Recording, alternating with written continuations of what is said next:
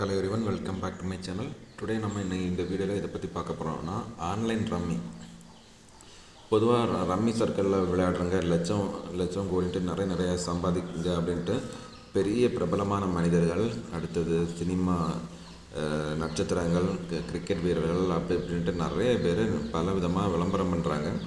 இன்னொன்று இந்த ரம்மி விளையாடுறதுக்கு நிறைய ஆப் இருக்குது. அதில் நிறைய பேர் சொல்கிறாங்க ஆன்லைனில் இந்த ஆப்பை டவுன்லோட் பண்ணுங்கள், அந்த ஆப்பை டவுன்லோட் பண்ணுங்கள், இந்த ஆப்பில் வந்து இந்தந்த மாதிரிப்பட்ட ஃபெசிலிட்டி இருக்குது அப்படின்ட்டு நிறைய பேர் நிறைய சொல்கிறாங்க.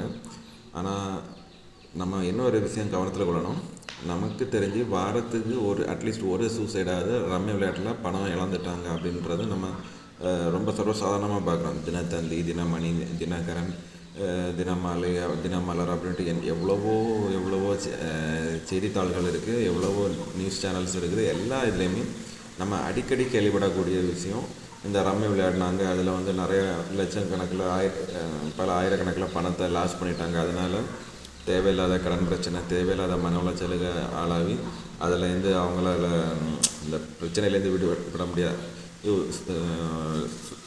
சுச்சுவேஷனால் தற்கொலை பண்ணிட்டாங்க அப்படின்ட்டு நிறைய பார்க்குறோம். இது வந்து மீடியா நியூஸ் பேப்பர்லாம் வரக்கூடிய நியூஸே நிறைய இருக்குது.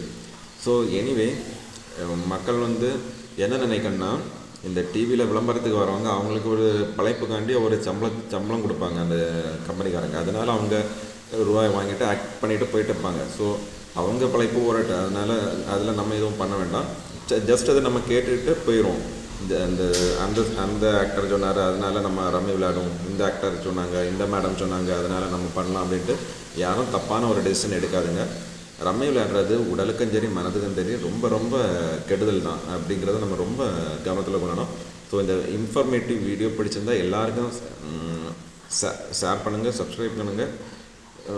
மறக்காமல் ரம்மி விளையாடணும் அப்படிங்கிற எண்ணத்தை வந்து முற்றிலும் கைவிட்டுருங்க. சரியா? பாய், தேங்க்யூ.